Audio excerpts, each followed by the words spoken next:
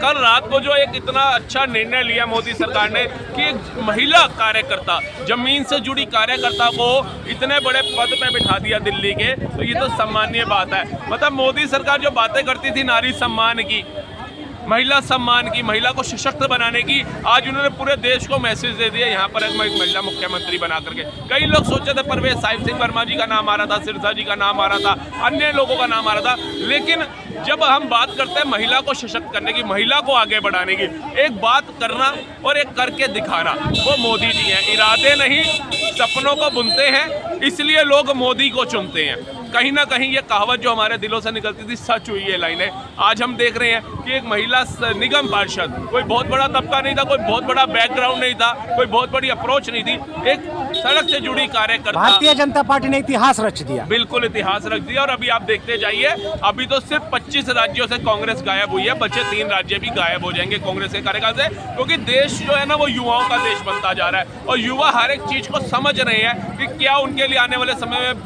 भविष्य के लिए उचित है, क्या अनुचित है। और उसी को देखते हुए आप देख रहे होंगे, चाहे हरियाणा हो, चाहे महाराष्ट्र हो, चाहे राजस्थान हो, चाहे मध्य प्रदेश हो, चाहे आज दिल्ली उठा करके देख लिए, सारी जनता एक मुश्त होकर के मोदी जी के विचारों के साथ चलना पसंद कर रही है। आप युवाओं की बात करते हैं, हमने देखा कि पिछले सरकार में युवाओं को सिर्फ फ्री की रेवड़ियां दी गई, दिल्ली के जनता को फ्री की रेवड़ी देने की बात कही गई, रोजी रोजगार की बात तो कहीं ना कहीं दूर ही थी सरकार से। आप क्या कहेंगे कि भारतीय जनता पार्टी की सरकार में युवाओं को खास तौर से रोजी रोटी दिया जाएगा, रोजगार दिया जाएगा? बिल्कुल दिया जाएगा। अगर आप एक चीज को जमीनी स्तर पर देखेंगे तो ऐसा नहीं है कि दिल्ली में भाजपा की सरकार बन गई तो अन्य राज्यों में नहीं है, अन्य राज्यों में भी आप जाकर के देखेंगे आज गुड़गांव कितनी प्रगति कर रहा है। अगर आप गुड़गांव की नाइट लाइफ देख लेंगे तो आपको ऐसा लगेगा आप इंडिया में नहीं किसी फॉरेन कंट्री के अंदर है। आप यूपी चले जाइए, यूपी के अंदर आप देखिए, मैं ज्यादा उल्लेख नहीं करता हूँ, एक प्रयागराज एक छोटा सा क्षेत्र आता है यूपी के अंदर, यूपी बहुत बड़ा है, लेकिन उसमें प्रयागराज में 50 करोड़ श्रद्धालु स्नान कर गए, ये कोई नहीं देख रहा जाकर के।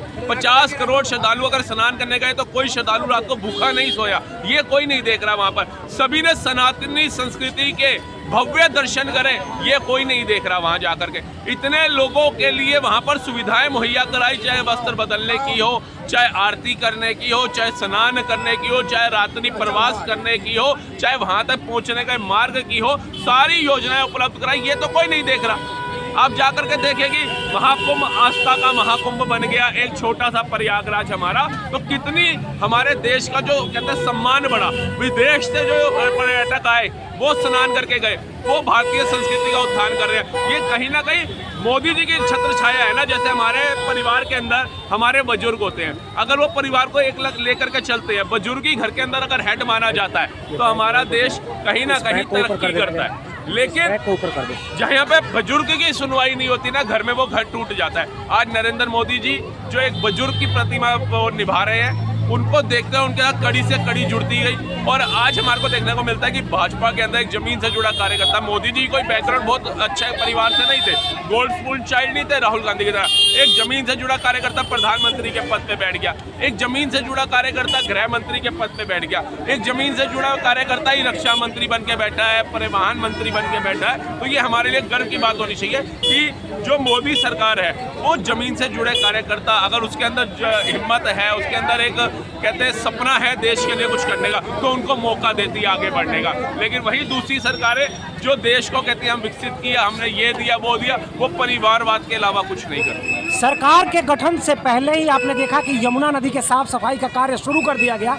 कहीं ना कहीं आम आदमी पार्टी की तरफ से इस पर भी हमला किया गया कि पहले ही एलजी इस कार्य को शुरू कर सकते थे, और कहीं ना कहीं सरकार के गठन या भारतीय जनता पार्टी के आने के बाद उन्होंने ऐसा क्यों किया? इस पर क्या सोचते हैं राहुल जी आप? देखिए, जिस देश का वो मुख्यमंत्री केजरीवाल जी ऑन रिकॉर्ड आकर के बोलते हैं वो पॉडकास्ट के अंदर कि यमुना से मुझे वोट थोड़ी ना मिलेगा, यमुना की सफाई कराने से मुझे वोट थोड़ी ना मिलेगा, लेकिन फिर भी मैं कराऊंगा। मतलब आप ये देख रहे हो कि यमुना की सफाई से आपको वोट नहीं मिलेगा तो अभी इसको टालो, और 12 साल आपने टाल दिए, 7,000 करोड़ रुपया केंद्र ने दिया आपको, वो टकार गए, उसका बताइए। आज मतलब नॉमिनेशन मतलब ये भी नहीं पता था सीएम कौन होगी दिल्ली की, और यहाँ पे मशीनें उतार दी।